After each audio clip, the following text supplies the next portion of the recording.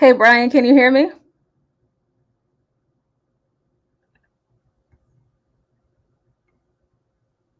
Do you hear me? Oh, yes, I can hear you now. All right.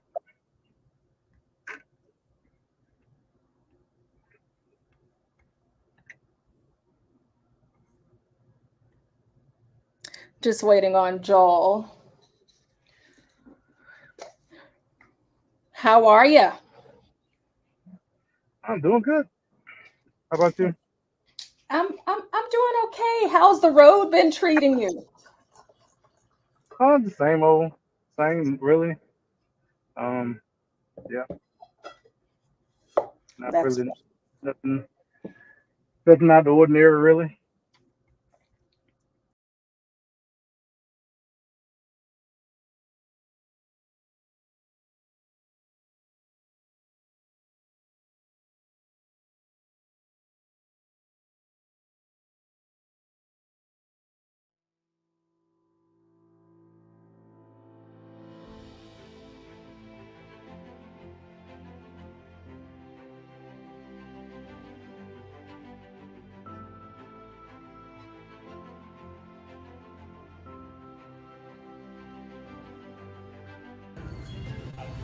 Allegiance to the flag of the United States of America and to the republic for which it stands, one nation, under God, indivisible, with liberty and justice for all. And to the greatest state of all the nation. greatest state. Honor the Texas flag. I pledge allegiance to thee, Texas, one state, under God, one and indivisible.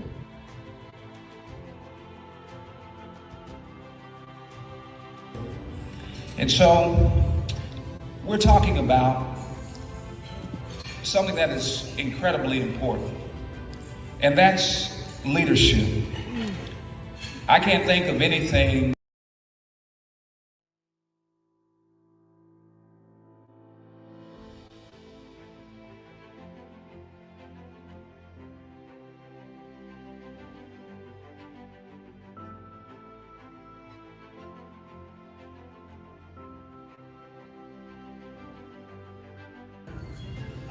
Allegiance to the flag of the United States of America and to the republic for which it stands, one nation, under God, indivisible, with liberty and justice for all.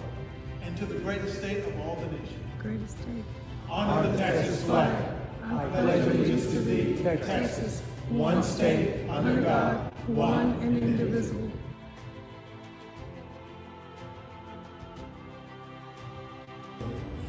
And so we're talking about something that is incredibly important, and that's leadership. I can't think of anything that is more crucial than this topic of leadership. And I want to acknowledge from the outset that I stand on the shoulders of great leaders. I'm going to say that one more time. I stand on the shoulders of great men who were leaders. My story is not one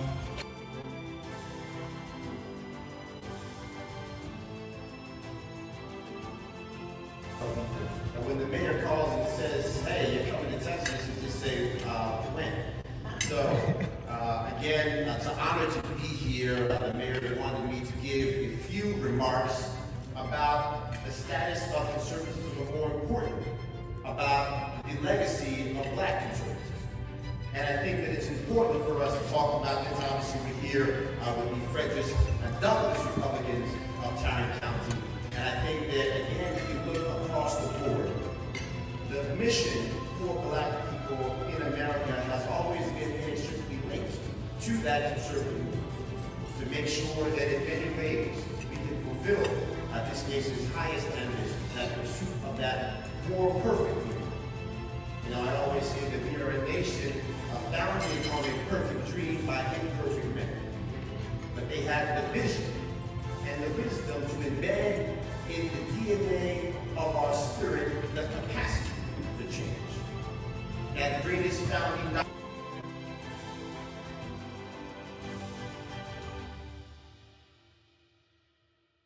If you're not familiar with the Blexit movement are blacks who have exited the Democratic Party. They've had enough. They don't want to be associated with abortion and transgenders and the black codes and the poll taxes and the creators of the Ku Klux Klan, when they realize, my gosh, we are in the party that tried to destroy us. And finally, I had an argument, believe it or not, with a young lady who is the sister of a former city council member of this city who told me Frederick Douglass was a Democrat. And I tried to explain to her, no, Democrats change you. Republicans unchanged you. Now, in Washington, D.C., there is a monument called the Emancipation Monument. It is the monument of Abraham Lincoln standing and a slave kneeling but about to stand and his chains are broken. During this monument destruction era, they wanted to destroy that.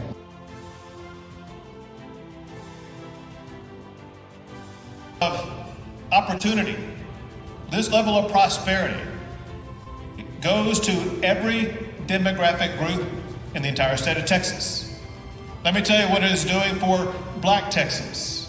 Texas is the #1 state in America for jobs created by Black business owners. And if you look at the unemployment rate from April of 2021 last year until April of 2022 this year, the Black unemployment rate has been cut almost in half. And this last April, meaning last month, there were about 1.8 million Black Texans with a job, which is an all-time record for the great state of Texas.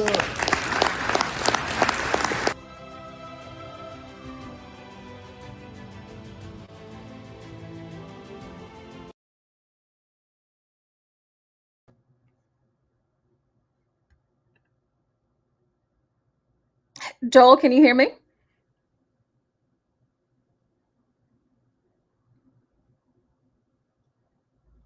Yes, Joel. No, Joel. All right. So we're going to go ahead and get started. Thank you for everyone that's here. And for the folks. Oh, yes. I can hear you. Oh, great. Perfect. And now. Yeah, with this weird my camera doesn't work on this. Yeah, my camera. I'm having camera issues myself, which is why I'm Avatar up. Okay. So, welcome to all of those that are watching us on StreamYard and also that are watching live on the YouTube page. We're doing something different this week. We're trying StreamYard. I've had a few of the younger folks tell me that I guess we're too young for Zoom. I don't know. So we're we're using StreamYard, and it's a nice format. So we're just trying it out to see. So hopefully the links for you all to watch work, and then also I'll be posting the link in the chat for those of you that would like to join. So we are in week 3. We are in week 3. Next week is our last week, and next week is also the Emerging Leaders Conference. So what you saw in the video is a bit of action from what happens at our Emerging Leaders Conference. And next Friday, we will have our keynote speaker, who will be Lieutenant Governor Dan Patrick. He will be in the building amongst many other people. And for those of you here in the great state of Texas, and even those of you that are abroad, you will be, you will get your certificate of completion via email for those of you that aren't here in the state. But for those of you that are in the state, next Friday, you will be receiving your graduation certificate for the program from your very own Lieutenant Governor Dan Patrick. It's going to be great. So tonight we have Brian Bledsoe. He is going to be our guest speaker tonight. We're talking about the Constitution and how systems work here in America and how things work in the great state of Texas. We're also going to be talking about Blexit. Now I don't want to assume that everyone knows about Blexit, who Blexit is, what Blexit does, and the like, but Brian's going to tell us about that as well.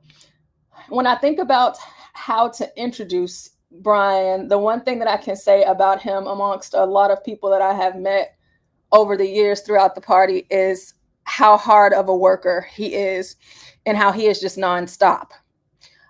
Brian, like another one of our people in the building, he is a truck driver. He keeps America strong day in and day out. And no matter how often he is on the road, one thing I can tell you about Brian is that his dedication to the conservative movement, it's unwavering. I mean, we're talking the YRs, or even participating with Frederick Douglass, being the president of Blexit, getting to see Brian at EC meetings because both of us are precinct chairs, working elections, block walking, phone banking, everything. Brian, as busy as he is and as tired as he may be, the one thing that I admire about him is Portia, sorry about that. So just kind of rewind and kind of explain what a precinct chair is. Oh, I'll let Brian do that. Okay, yeah. We'll let him do that, yes. Yeah, I'll let him go into that because I don't want to take up too much of his airtime. Perfect. But that's a great one because a lot of people don't know what a precinct chair is. But yeah, I'll let Brian spend some more time talking about that. However, Brian is an incredible leader.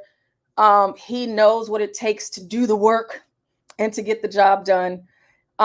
He has been so gracious to me over the years, as far as being on Fox together and even going to different events, introducing me to people. He always keeps me in the loop of things, and I appreciate him so much for that. And I am extremely honored that he took time out of his schedule to be here with us tonight. So without further ado, we have the president of Blexit, Texas. Hey, how y'all doing? Hey, Brian. Hey, this is a bit of a reunion here on StreamYard of Liberty and Freedom. Show is. It is. Yeah, because used to do a weekly live stream on Blexit, Texas. What week? What month? I forgot now. But yeah. Oh yeah, we did used to do the podcast for Blexit, Texas. Yeah. Yeah. So until you just said that. Oh yeah, yeah. When you sent me the link about StreamYard, I'm like, oh yeah, I know about StreamYard because that's what we used back then. So yeah, I forgot. We used to have it cracking over there on Blexit, for Blexit, Texas. yeah, that was all before we had the merger with Turner Point USA and everything. So I mean, we got a whole lot of other stuff going on, and yeah, it's been a crazy year with the merger, but I think we've got past a lot of just whenever it comes to mergers, regardless of the companies, there tends to be a lot of ups and downs and stuff. So I think we kind of gotten past a lot of that now, and we're kind of ready to just move forward, with not many delays and everything like that. But kind of get back to your what you asked about being a precinct chair. So to be a precinct chair, for one, I will say what people told me when I became precinct chair is, you make it what you want really. So in Tarrant County, we meet every other month, and in between that time, you can do as much as that or as little as you want. Now, it'd be great to do as much as you can, but that kind of encompasses whether you're going to do block walking or whether you're going to do um, phone banking or just any sort of like campaign work and something like that. All that goes along with being a precinct chair. Also, being a precinct chair, you have a say as far as which direction the party goes, because we hold plenty of votes about particular things, and we have resolutions on how or which direction you want the party to go as far as whatever those resolutions are about. And so, yeah, as being a precinct chair, I mean, it's a volunteer position, and I know many people who go so far as they have events in their precinct where they bring the voters in their precinct to have an event come together, maybe over some snacks or whatever, and just talk about the current issues, or just like I said, you can go block walking and everything. But um, it's like it could be everything as far as a job in a sense, but it just mainly comes down to trying to make sure that your precinct is the best that it can be, and make sure that everybody is informed about the candidates for whether it's primary or upcoming general election. And so that's just the responsibility of a precinct chair. And I've been a precinct chair since 2018, if I'm not mistaken. So Did yeah, we get sworn in together? maybe I think we I don't even remember really. I think So we did. yeah, uh, So just to add a little bit to that, so anybody can become a precinct chair. So if you want to, and if that spot is available, there are two different types of precinct chairs, right? So you're going to have your Democrat precinct chair and your Republican precinct chair. mhm. And you will fill out the paperwork. Of course, you need to live within that precinct. And you just, well, for me, I just went up to the GOP, filled out my paperwork, and I saw that it was open for my precinct. I guess it was in 2018. And then we had to get sworn in. So you get sworn into that position, which is actually very cool. And there are a ton of precinct chairs in Tarrant County. There are a ton. But like Brian said, it is what you make it. And block walking is whenever you go door to door, knocking on doors, asking people, hey, are you registered to vote? And if you want to register someone, you would need to become a voter registrar, which is a very simple process as well. You go up to the elections office and you sign up, take the class, get your certification and all of that. And then phone banking is whenever you go down the long list of people that voted Republican within the last two primaries. And you just call them and remind them about voting. And then if you can go a step further, like Brian said, host events, keep your voters in the loop. Precinct chairs can make a huge difference in the way elections go. So, but again, it's volunteer work, and I know everybody not trying to work for free, but Yeah, and also another thing, like Portia mentioned, yes, we have a lot of precinct chairs, but that being said, there are a lot of empty slots. yeah, So a lot of times you have to look up your precinct and see one if you already have a precinct chair. And I will, I mean, you're more than likely to not have one, maybe, but sometimes there is a precinct chair, and then I know one of the subjects is about campaigns, because if there is a precinct chair and you feel so compelled to want to run against that precinct chair, then it becomes a campaign. So not many precinct chair positions go to so far to where it's like on the ballot, but it has happened. yeah, I it actually know a happened couple of quite a bit precinct, yeah, this past election. yeah. One of our very own, Chuck Moggett, he actually had a contender for his precinct, and he's an incredible precinct chair. But it does happen, and your name will be on the ballot, like the same ballot that Donald Trump was on. So that was pretty cool to see that. Yeah. So I would like to get into, before we get into the Constitution and the Bill of Rights and all that good stuff, I'd like to get into Blexit for those of us out there that aren't aware of what it is that Blexit does here in the state of Texas. And if you could give us a little bit more information about the whole merging.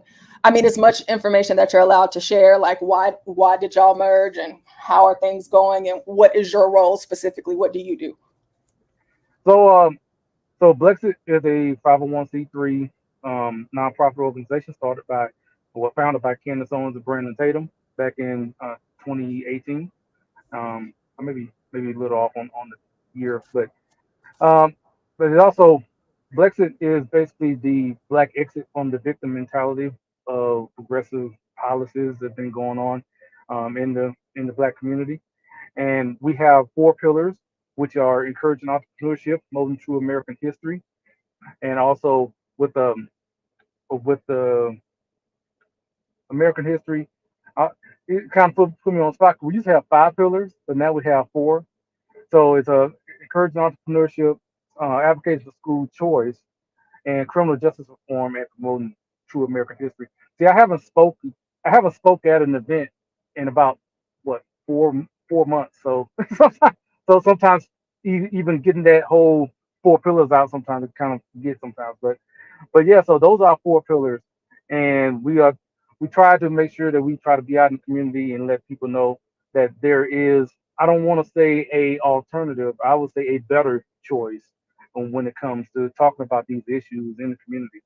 And as of last year, we merged with Turning Point USA, which is founded by Charlie Kirk, and we just it's coming together. We just definitely we saw it's a lot easier for us to come together and put our resources together, whether with Turning Point USA, which has a great wealth of resources for us to use, and for whether in going to college campuses, even with everything that they already have established within a lot of campuses right now, we can also come there as well to whether they have events like the Live Free tour that Charlie is on and Candace is on.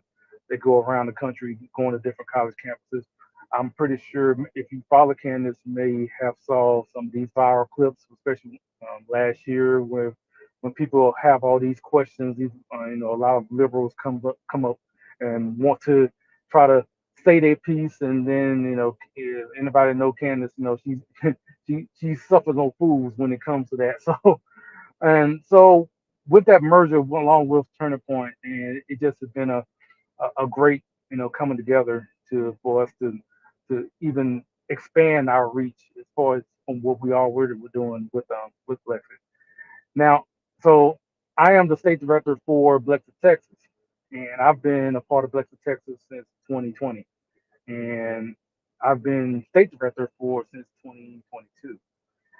And for for us here in Blexit, Texas, we are trying to one in this huge state to try to go across from El Paso to all the way to Tyler, Amarillo, all the way down to Laredo, trying to let people know about Blexit, Texas, about Blexit, and you'd be surprised. Just a lot of people still may not know. Like if I mention, do you know Candace Owens or Brandon Tatum, they'll say yes. Or if I mention Charlie Kirk, they'll say yes.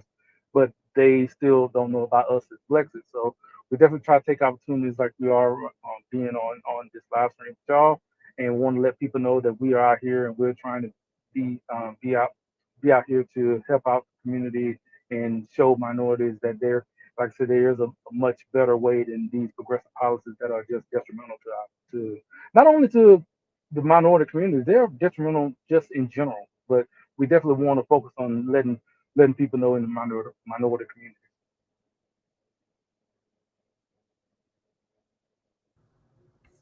Uh-oh, let's see. Give me one Hey, second. Brian, it's Joel. Oh, Oh yeah. um, can you go into a little bit more detail about what's been a winning message for Blexit in getting not only people who are kind of already conservative, but like maybe people who are undecided, or maybe people who are really not political at all. And so, what's been like your winning message to get some of those people more into the party, or more into conservatism? Well, a lot of times we definitely, as a 501c, we definitely try to stay away from even bringing up parties. And but in talking about policy and just in a lot of cases, being a nonprofit helps a lot because we can just talk about particular issues, and it's amazing because one thing even before I was with Blexit, one thing I would do is that in talking with someone is take take the labels, take the parties out, and just talk about particular issues. And it's an unfortunate test that I have come across because a lot of times we'll talk about these issues, whether it's about taxes, whether it's about pro-life or pro-choice, or talking about just illegal immigration, or take your pick. A lot of times when you're talking about the issue, we tend to be in agreement. But as soon as the party name comes up, then all of a sudden they just split off. I know I've had I had a couple of times where I would have this like 20, 30 minute conversation with someone, and where we would agree. It's almost like I'm going down the line and having two columns and saying, okay, what do you stand on this? Where do you stand on that? And once they once they notice that they're on more conservative side, then all of a sudden they're like, well, I'm still gonna vote um, to the left. Or I'm gonna vote Democrat or something like that. Which one thing that I hope when something like that happens, at least will open someone's eyes to know that you agree a lot more with conservative principles, but unfortunately, a lot of people in minority communities are pretty much being conditioned to, I'm going to use a term they use, to vote against their own interests. Because that's something that I hear a lot from the left, saying that, well, if you're voting, if you vote, if you don't vote for progressive policies, then all of a sudden you're voting against your interests. But yet, when you talk to a lot of people, you notice that that's not their interest. They just have been told by these so-called community leaders that they need to vote this way, even though it's going against the very things that they are agreeing with, especially when we're talking to people one on one. I wanted to welcome Aaron to the panel. Thanks for calling in. Um, Thank you. I had a couple. I had a couple of questions, if you'd allow me. of course. So, first of all, Brian, uh, really good to meet you. Uh, Yeah. so happy that I'm here to listen to your opinion on politics, especially in the Black community. So, my question was twofold. Number one, 501c3s. I remember during Barack Obama's tenure as president, he was, for a lack of a better term, shadow banning a lot of conservative 501c3s. Did you experience that in any Well, way? um, so as far as for Blexit, that was I wasn't a part of it back then when that was going on. Now I do know of friends that had that were part of organizations that were directly affected by it, and I would say I think True Texas Project, I think they had their issues. But as far as Blexit go, I I wasn't part of that at that moment at that time. But afterwards, did you experience any of Oh, that? yeah. Um, not from my point of view. I haven't heard of anything. The one thing we definitely want to make sure of, because of that, what you mentioned is that we definitely are very meticulous in making sure that we are crossing every T and dotting every I, because that's one thing we definitely understand that they are looking for any excuse to try to audit you or try to go after you and take away your tax stamp status. So yeah, we're definitely very meticulous in making sure that we are that we're covering everything and that we're trying to be as legal as humanly possible. Awesome. And lastly, you'd mentioned that in your repartee with several constituents, or not constituents, with people who were like-minded, as soon as party was mentioned, they had an aversion to you. Mm-hmm. And then you also said that community leaders were the ones who were influencing these people to do this. So you are a community leader of sorts. Have you found in your experience as a conservative Republican Black man that you being in the community has enabled you to sway other people to come to the light side, as it were? Well, it's been, as far as personally, there's been a few. Now, I would say in general, this is a very this is a long term um, proposition that we're trying to undertake right now, because we're talking about trying to reverse decades of conditioning, really, in these communities, and to try to think that we're going to make like a light switch and just make everyone just turn over in a year or even 2 years, even 5 years.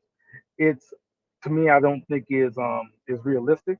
It's something that we really have to continually be consistent in making sure that we are making our points and making sure that we're showing our faces in the community and year in and year out. This is not something. This is not an election type type deal where you just show up for this year because of the election season. No, this is something that has to keep going on year in and year out and keep going to make sure one make sure that people know that we're serious, and it's something that it takes a great um, a great effort to try to make sure that because to make sure that we are making our point clear and make sure that people know that again, like I said, mentioning that we are that this is a better way for our community because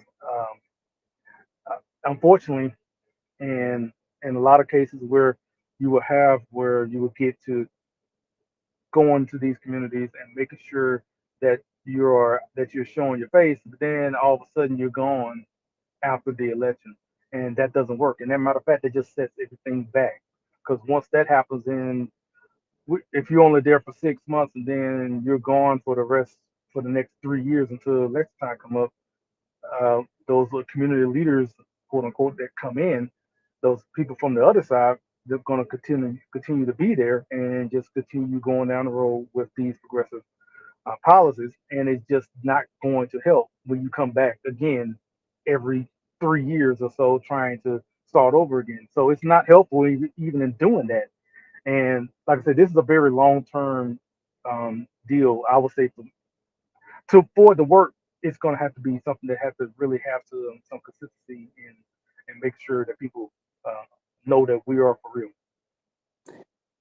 So have your powers of persuasion worked at all?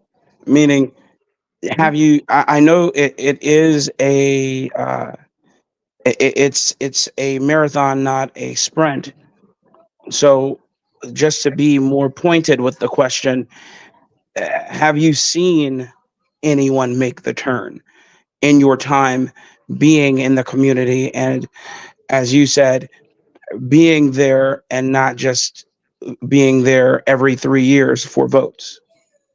Well, yeah, so specifically, yes, we definitely have seen people where they've come from voting a certain way where they have all of a sudden have maybe they've seen one of our videos or maybe they've seen something from myself or something like that, and where they'll reach out and wanted to have questions about certain things, and we would have like long conversations about particular issues, and to the point to where they would be where they're actually are willing to actually consider even agreeing and coming out with some of these coming out as a I guess you say as a conservative because that's another thing here when it comes to our community too is that um, it's one thing to say that you're going to maybe say you're going to vote a different way or going to consider more conservative policies. That's one thing in saying that that's great, but then another thing as far as taking that next step to be vocal about it is a very serious thing for someone to to consider because within the black community in particular, if you're especially if you're living within like majority black community, it could be very um, ostracizing in the sense, and in the sense that if people find out where from the people that where you live, they find out that you're um, even considering not you don't have to even be a conservative. You could just be questioning some of these policies. That is enough right there for everyone in your from your neighbors and everyone around you to all of a sudden just turn on you. And that's something someone has to really consider as far as knowing that it has to be that really have to really believe in what they in what they're talking about and not just really just not just doing something they want to be in secret. And but yeah, but to answer your question, yes, we've had Had a couple. I mean, personally, I can say it's just a few. I can't say have a huge success rate, but there's been a few I've seen personally where they have, made the switch. They made their Blexit. I said maybe off the top of my head, yeah, I said about two or three. But then again, that's just me. And a lot of people, if two or three, even for myself, we have 1,000 people, so everyone has their own stories, and some people are more successful than myself. I'm not trying to say like I'm some very persuasive guy that can get everyone to just turn on a flip of a dime. So yeah, I know personally I've seen maybe two or three that was sustained. Let me put it that way. That were sustained and stayed on the path, I guess. Because you have some that maybe they'll come in, they'll say, "Oh, okay, this sounds good." Then, matter of fact, I had more where, like I mentioned before, they would go to their back home, or even just back to their neighborhood, right? I've had some to where they were like, okay, this sounds good, I agree with it, but I just can't get with it because I mean, my family would just disown me, basically. I've had that too. A matter of fact, I've had that happen more than the actual people who actually went forward and just kept going, because you know friends and family are very powerful in that sense. And even if the person don't even agree, but they just don't want to have that, they don't want to have the struggle to have these disagreements with their friends and family, so they just don't bother. Well, Brian, thank you for graciously answering my questions. Your answers were awesome, and I'll just fade to black and listen from the background. Brian, so a question came in and asked, so how do you balance truck driving and being politically involved? um Locally, it's limiting to do it on local level, and because I drive all 48 states, continuous states, because I was like one of the last in Hawaii. So, but as far as on a local level, because like I said, being a precinct chair, now the fact that we in Tarrant County have a meeting every other month makes it a lot easier for me to make these meetings. But anything outside of that, so I'm not able to make a lot of weekly meetings, or even as state director of Blexit, Texas.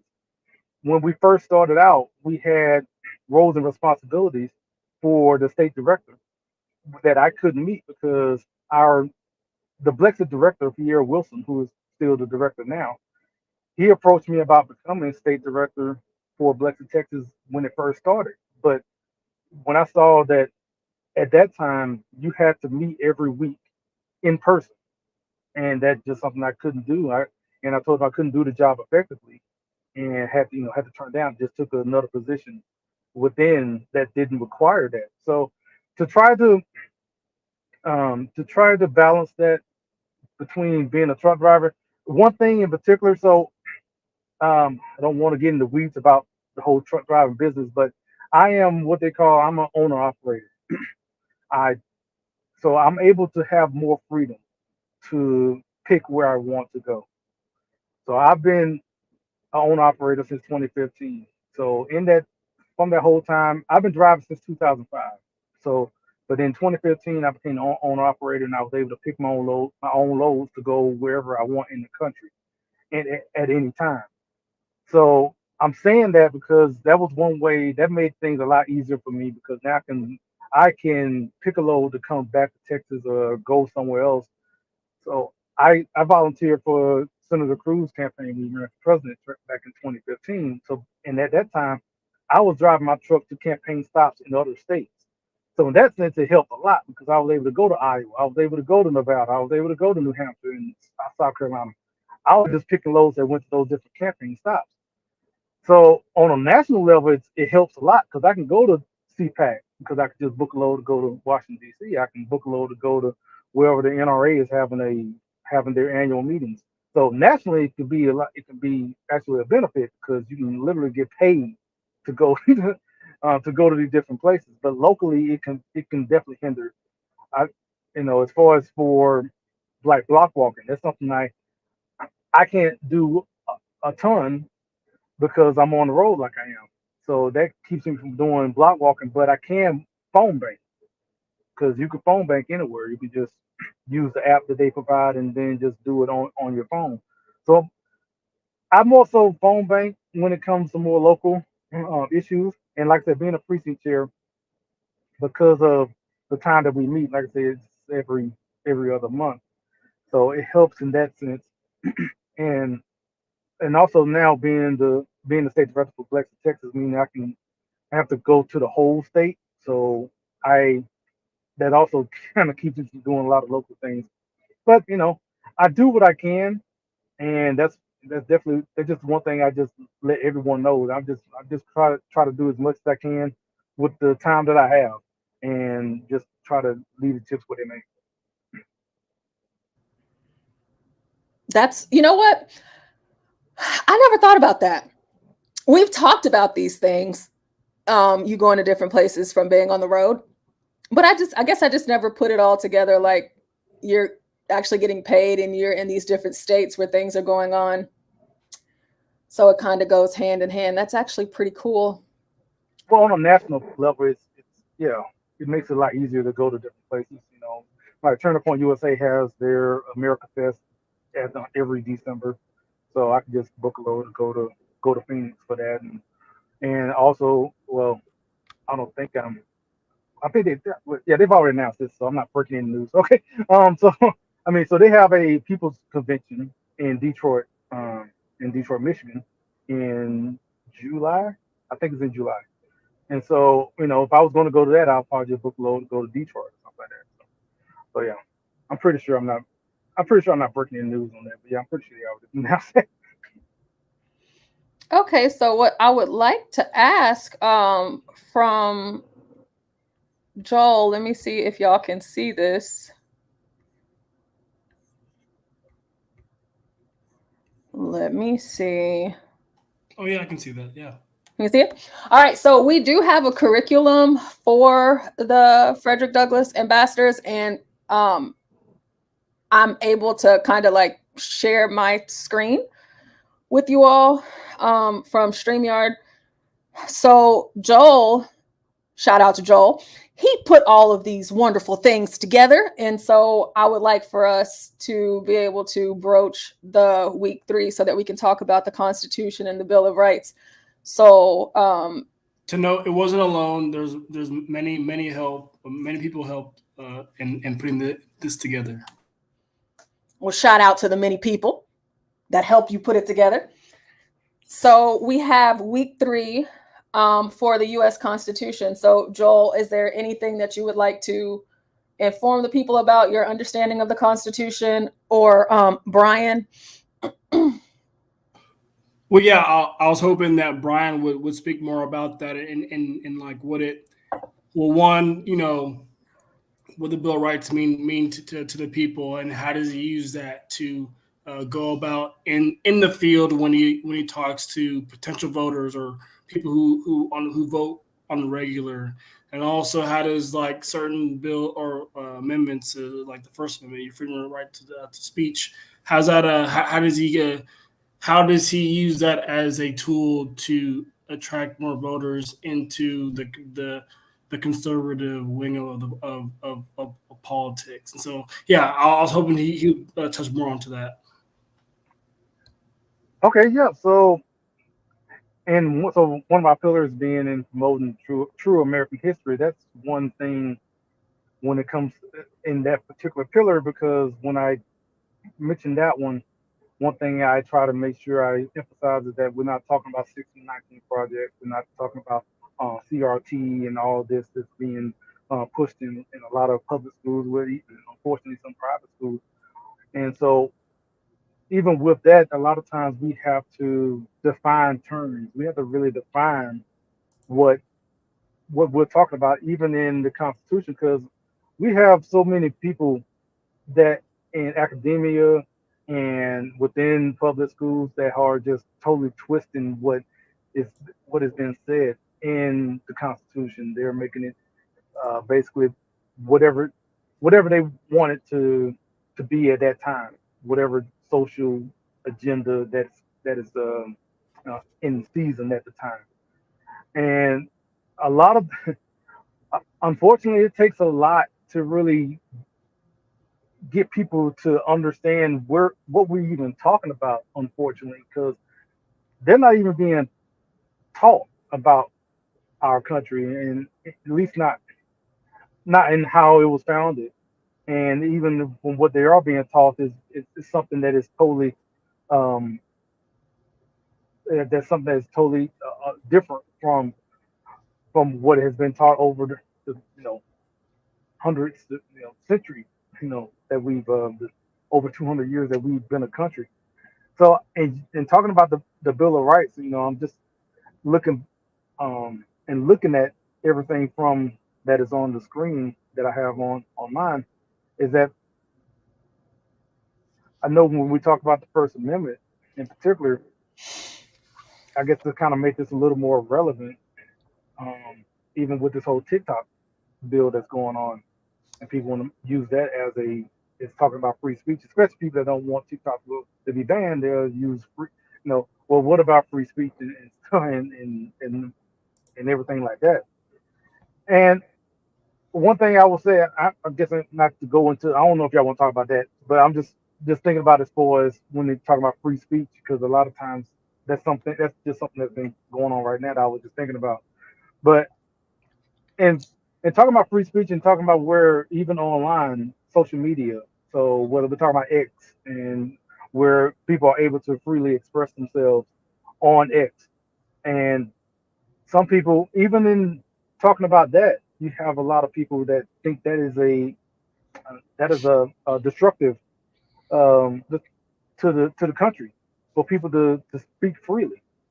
And so you even have to go back to the Bill of Rights just just to make the case that people can speak on X and stuff like that, that makes where it's just even talking about the Second Amendment, and where you have so many people that are for gun control, and so you have to even go back to the Bill of Rights to talk about the Second Amendment, and just and so a lot of times in discussions over the Constitution, I would say can take a great deal of time, and I think it's worth the time, because we we have to unlearn a lot of this that's been going on in a lot of public schools right now about just the Bill of Rights, not even just the Constitution, just the 10 amendments that that are here, and have to basically go back and break down a lot of a lot of stuff that's been pushed in a lot of these public schools.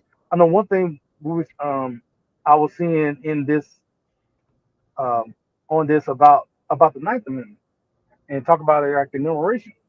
And one thing that kind of came to mind about this is that it's it's kind of funny, the fact that back when the founders were putting together the Constitution, that they had it in their mind, I guess, in the sense that a lot of these rights um, don't need to be specified, like because it's just common knowledge. I guess that's kind of how they thought about it. And now think about it now, to me, they should have been more specific, because, but I can't imagine them thinking that it would have gotten to the point of where people would have deconstructed the Constitution to the point of where it's not even people, like, there's not even a objective um, truth about what is being said, and that it was going to be just nitpicked apart to the point that where certain things back then that was just common knowledge are now being disputed every day, whether we're talking about gun control or even just freedom of speech. So yeah, If I may interject, so I'm sure you saw the State of the Union. Yes, no? yeah, well, clips, yeah, but I was on the road, but I heard it. Okay, so during Biden's State of the Union, he made a lot of comments and essentially attacked the Supreme Court justices. And as I'm listening to you and what it is that you're speaking on, about why the Constitution and the Bill of Rights is important to you, and how we've gotten so far away from, upholding the values of the Constitution and the things that our forefathers built our nation upon, and the things that have kept this nation whole.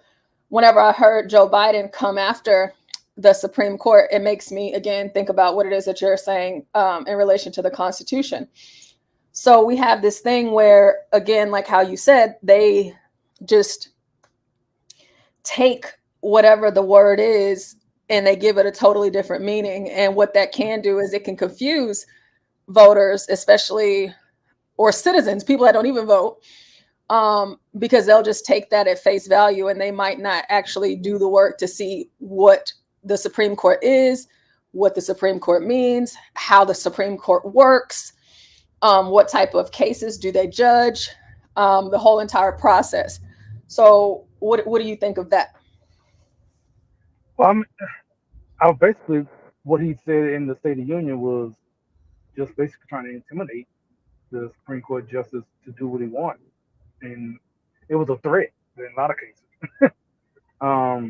And that's not surprising coming from that side, because we're talking about the same people who want to expand the the Supreme Court from whatever nine to whatever number that will get them there, whatever agenda they want to get passed. So if it's whether it's 13, 20, whatever that will help them to get whatever passed.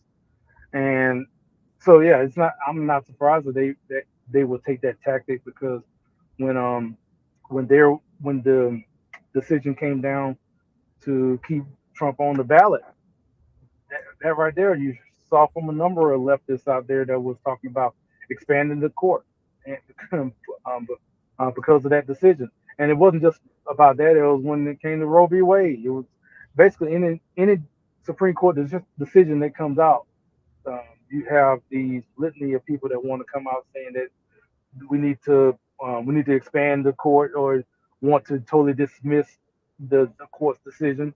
Now, look, as a conservative, there's many things that I disagree with too, but I still don't. When that happens, I'm not going out saying that we should we should expand the court just so I can get my way. I just think that's why we have these 9 justices now, and you know, I could go into talking about the Supreme Court having too much power in a lot of cases in these decisions too. But yeah, as far as that State of the Union, I just think Joe Biden was using that as opportunity to threaten to get his way, especially in the case that he may be there for another 4 years. So, Brian, so we see this concept of federalism. So we know that the federal government enacts their own laws. The state of Texas enacts their own laws. And we all know that politics are all local. And so someone like yourself who is crunched for time, kind of go into and what do you think others and ourselves should go about using our political resources and advocating for? Do you see more at the federal level, or do you think more at the state level? Well, I would say that what's the saying? All politics is local. Right. But Yeah. yeah. So because from when you ask that question, the first thing I think about is that when we're talking about, even with the elections, the most important elections, the most important positions when we're going to the ballot are not the ones not the ones you see first, or not the ones at the very top of your ballot. It's normally the ones at the bottom. Whether it's your city council, your school board, your judges, your precinct chairs are being there. But all those positions down there, those are the ones that are going to affect you the quickest, and what in a lot of cases is going to affect you the most. And unfortunately, a lot of people don't, and some people only just vote at the top. So let's say, for instance, like this upcoming general election, they may just go in and just vote for president and senator, and then walk away and just totally, forget about all those other positions that going to affect you. That probably would affect you in a couple of months, let alone in a year or so. But yeah, I would definitely say for people to be more engaged in their local, all the way, like I said, the municipal elections, those are very important where they're talking about the tax assessors and the like. And it's definitely important to make sure that people are engaged in their local positions of what, because even when we're talking about what's going on in all these school board meetings, and what do you have all these just just degenerate books that are in libraries, and all the all the different curricula that they trying to pass and have students in these public schools are just being having all these different just issues are just forced upon these children. And all of this comes about because a lot of us have neglected what has been going on in these school boards for years. And now all of a sudden they notice what has been going on. I would say, of all the horrible things that happened because of COVID, one of the silver linings of COVID was that a lot of parents saw what these school boards, all these what these schools were feeding their children because they were stuck at home, and they saw it firsthand. And that led to a lot of parents just like, what are they teaching these kids? And that just all of a sudden just opened Pandora's boxes to a lot of things.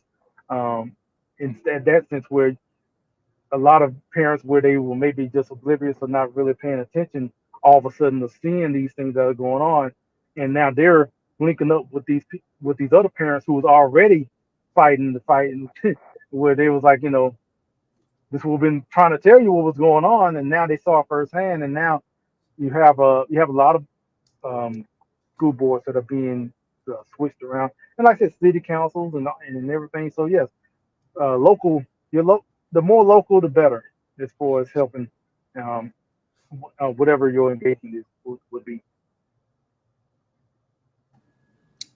So we're closing in on 2 more minutes. Oh, Do you have any closing words to leave us with? Anything inspirational to get us out in the field, and and activate our friends, activate our neighbors, and activating even brand new people, to going out and voting, and being active themselves. well, first off, I'm sorry, I didn't mean to be ranting, because Portia No, knows I this can is rant. perfect. So, Thank you. but Yeah, I know I, you can go. We can go, but you're our guest of honor, so you have the floor. But we are wrapping up in like a minute or so. Okay, yeah. So yeah, within in this 30 seconds then. So um so yes, sir, I'm the state director for Blexit, Texas. If you want to know more about Blexit, go to Blexit.com. And if you want to just link up with me, you just find me at Brian L. Bledsoe on Facebook, and TrentChat247.com. I have a lot of links to podcasts I do here and there that has a lot of things as well. But yes, I will say, like I just mentioned, just be involved as much as possible and do everything you can. Thank you. That's beautiful. It's especially helpful whenever people out there can see young people that are actually making that sacrifice, for free, to serve our great nation and keep our country strong, as well as our state. Thank you so much, Brian. And I'll post the links to your social media on our website as well. And if anybody else would like to get in contact with Brian, please contact me. Everyone here should have my contact information because I invited you. So yeah, that's all I got. Joel, anything? Nothing, but thank you again for everyone for joining us this evening. This has been a great third week of conversation, open conversation.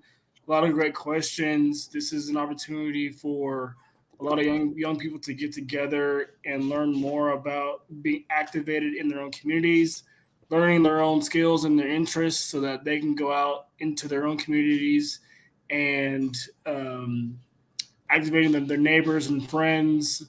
And then thank you to Brian for the great words you said today. Hopefully we all, soak it up like a sponge and then just continue to grow. All right. Thank you, everybody. We will see y'all next week. Just a reminder for those of us in Texas, our Emerging Leaders is next Friday. We start on Friday of next week. It'll be in Arlington at the Bob Duncan Center. So I look forward to seeing my Texas people in the building. It's just you register online. Some people register, some people don't. But, if we want to be professional, we're going to make sure that we register so that I can be sure to have your name tags and things like that available upon arrival for you. And also next week will be the last week of the Ambassadors Program. And I would just encourage you all to look out for an email from me this weekend for Monday and Thursday of next week. We want to try to get 2 in next week since it's the final week. And other than that, we will see y'all next time. Good night.